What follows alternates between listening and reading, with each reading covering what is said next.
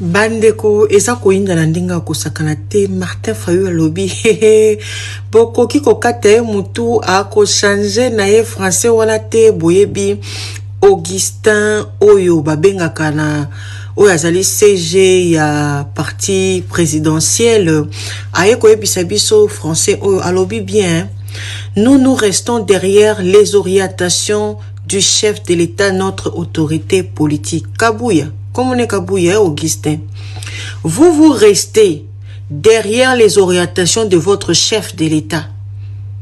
De votre chef de l'État.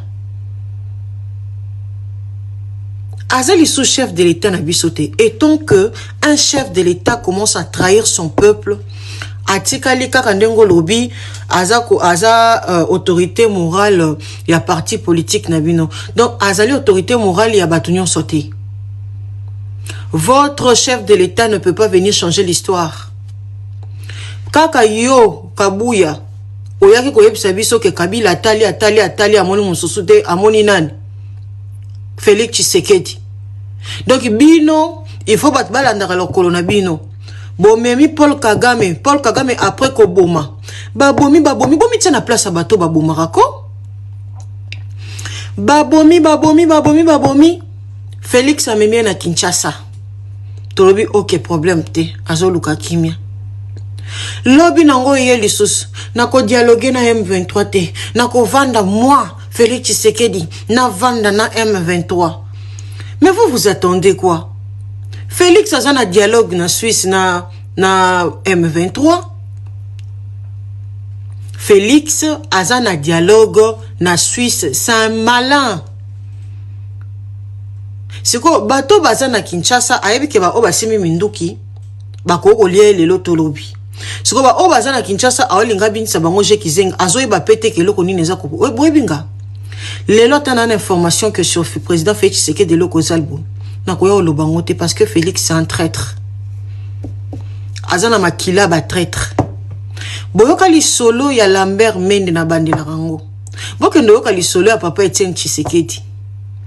Arata ko bomisa bato Bokendo ko yoka li solo ya Lambert Mende ba sotisa emir. Et pas papa Etienne Tshisekedi. Félix azokende na nzela wana utiliser le congolais oyebi mutu sokoza kaka traître pour nanga vraiment olongwe mutu na mutu faut la sa position na ye ou bien tu es le président de congolais ou bien tu es le président de Rwandais touti oko changer histoire mon côté bino boye ba makambo esalamate. De plus en plus, bazo koti c'est la bino dossier à Banyamulenge. Soki ba koti bo monde bazami sumakasi. Ba koti ba vandi. Bo confirmer bo pesi bango et sika ko vanda officiellement bo chango penda ke Banyamulenge a. 50 ans plus tard. Ba oloba ke ba congolais ba linga biso te. To lingi to tika na mpandi na biso. Ndeloko ba Rwanda bazoluka.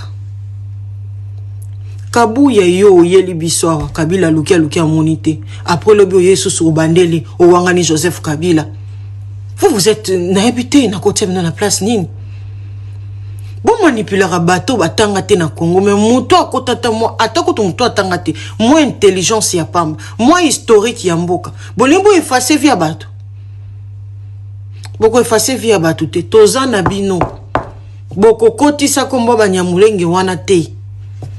Boko sala eloko te. IDPS il faut bokende. Totikala na ba Martin Fayulu, totikala na ba Mutamba, totikala na ba Congolais. Boza makasi obenga batu bétranger, nzoka bino moko bétranger liboso. Nzoka bino moko le candidat de l'étranger Félix Tshisekedi numéro 0. Bolingi peuple congolais te. Donc baba ko betela bino maboko yo Kabouya CG ozwe ko lobake bino nde bozana boza ko s'aligner na autorité morale ya parti politique na bino et bon ba o siko bana parti politique na bino te. Vous blaguez avec le congolais bozela ba congolais boko sutuka bo mesana ka ba Rwandais nde ba atakaka bo mesana ka ba Rwandais nde ba lelisaka bino boy bakana Kinshasa wana tozali ati 2028. Félix Tshisekedi a vie en kokima. Parce que bon, mais ça, non, on a Congolais, basala et l'autre côté, Congolais, boko kima Kinshasa Kabou. Kabouya, ce peut Kabou, ce peut pas Kabouya. Bon, préparer déjà Biloro Nabino. Bon, ça par tous les moyens. Pour mais ça, on maîtriser les Congolais. Mais le but, c'est pour réveiller le peuple congolais qui est bosa bateli boso, bosa bat très très. IDPS, manipulateur de très très, bateli boso et zabino. Nga depuis na remarqué que na kena landeli Félix Tshisekedi boy, Félix Tshisekedi boy, Félix Tshisekedi kaka. Papa, on peut trahir les Congolais comme ça. Oko sopa bana mboka polele boy. Basali onini. Basali onini. Toya ki atozolo ba président, to betelo maboko boy. Bato ba aider ozu bandi ko teka bango, ozu longola bango. Ta bato ba arriver. Ah papa toi no maele. Penza bongo ma 2028 au monde mutakala ba congolais. La communauté Ibanyamulenge, moi j'ai un problème sérieux. Ok? Ça veut dire quoi Banyamulenge? C'est quoi Banyamulenge? Il faut qu'on nomme les gens.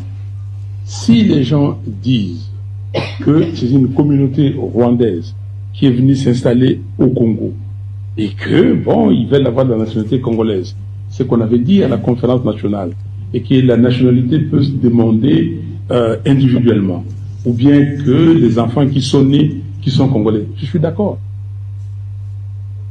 Mais quand on dit Banyamulenge, ça veut dire quoi? Mulenge, là-bas, au sud Kivu, il y a les Banyamulenge, des tribus. Moi, je fais partie d'une tribu. Quand je suis parti à Tervuren, au musée, vous allez voir toutes les tribus du Congo. Et chaque tribu a une langue. Ok? Moi, bon, je vais parler de ma tribu, et je sais parler cette langue-là. Le Kimbala, c'est une langue qu'on parle. Qui est congolais ici qui n'a pas de langue? Levez les doigts. Il y a une langue qui s'appelle Mulenge ou je ne sais pas quoi. Une langue comme ça au Congo? Alors, il parle de Kinyarwanda. Cher, mais vous mettez la corde au cou bêtement. J'entends les gens dire des choses. Non, soyons sérieux.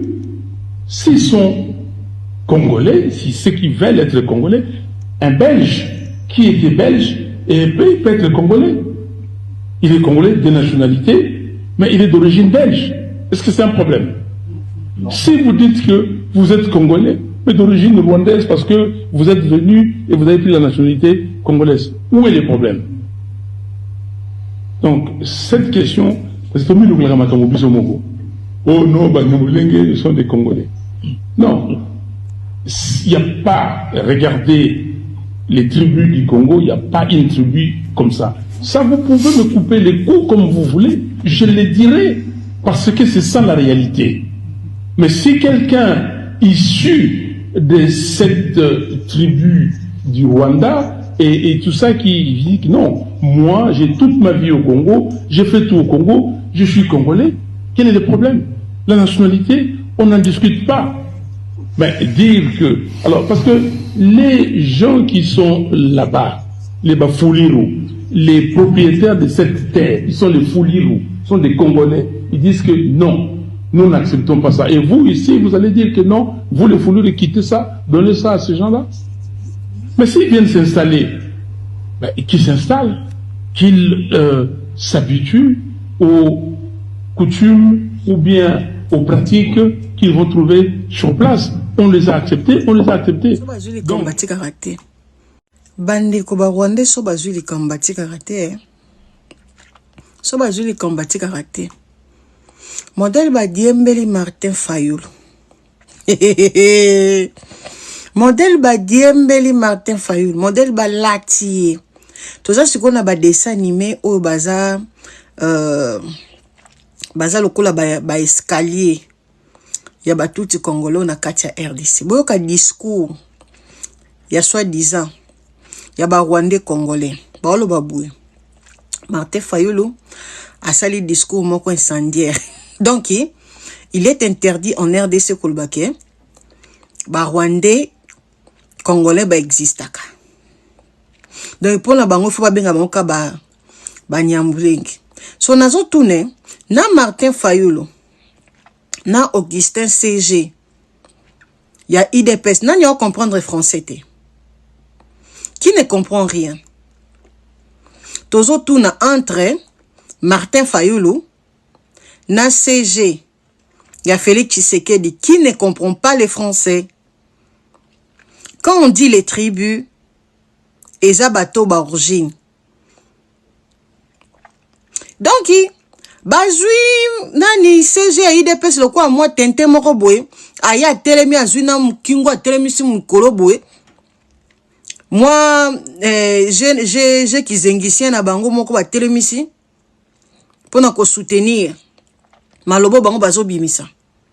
Biso to tunika question moko Pourquoi Tito Papa Oyo Tito ya Rwandais ayaki kolobake il faut ba exterminer ba Congolais. Augustin Ozaki wapi? Augustin CG ya Félix Tshisekedi. Ya parti politique na yo. Ozalaki wapi? Obimité.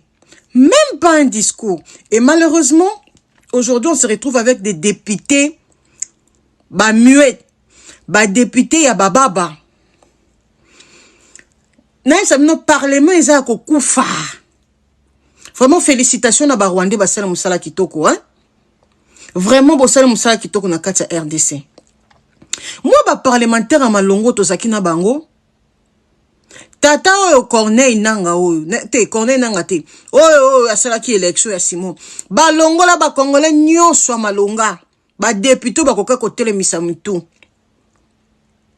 Ba député ceux qui peut boza en congé so peut aussi bozonga ki to yebite. Mais li solo donc problème grave tozana ngona ya Congo avant bokende ba dialogue nyonso bolo baso bosola ni. Le source ya problème dossier nyonso. Soit disant pour baso bimisa ba guerre parce que ba obenga ba Congolais te. Dossier a kolobela yango. Bokende ko sela yango débat na parlement. Parce que débat oyo ko suka mabe, tozo yebisa que débat oyo ko suka mabe. Congolais mon côté eza la Félix Tshisekedi. Ako kima Congo na dossier oyo. Congolais mon côté ako benga bango banyamulenge. Nani azo comprendre français te. Nous avons un problème de comprendre le français. Martin Fayulu parle de tribus et Augustin Kabouya nous parle d'autres choses.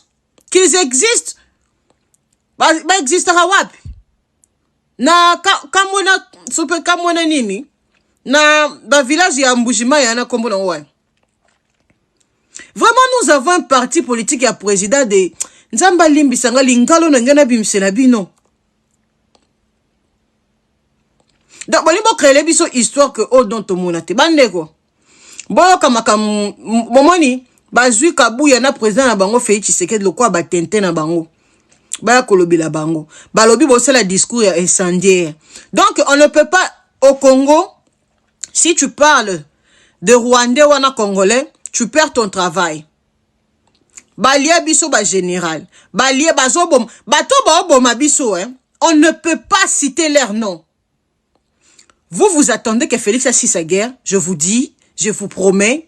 Na eloko nde kendebu guerre ici la te parce que eza source na bango eza lokola mayo bosu makila bosu sa ba Rwandais tozana Félix Tshisekedi ba papa ya banyamulenge o bazo bunda na M23 donc ba papa bazé pas Félix bana baza et pas Paul Kagame na Joseph Kabila na Corneille Nanga. Siko boye bisabino, boye bisabiso, banani baza bazo bana dossier. Ce sont nous les Congolais. Nous sommes des fous. Félix azo kanisa po avandi na ba papa na mesa ba papa o soit disant ba nyamurenge ndege akosi sa guerre wana. Ne vous attendez à rien. Félix a aussi sa guerre ôté. Félix a aussi sa guerre ôté. Bana M23 bazana rébellion, ba papa bazana Félix Tshisekedi. eza source na bango. Qui ne comprend pas? Félix, tu comprends le cas juste jeune yo.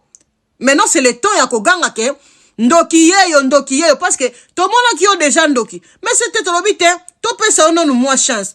Mais chance ngo to moni na moment biso tozo zela yo, ozo bombela biso ba congolais, ozo do de la biso ba congolais. Do congolais akomeka ka likambo ko ba rwandais. Do général na biso alobaki likambo ba fille ba rwandaise. Do ododie. Oh Mutamba, do ododie.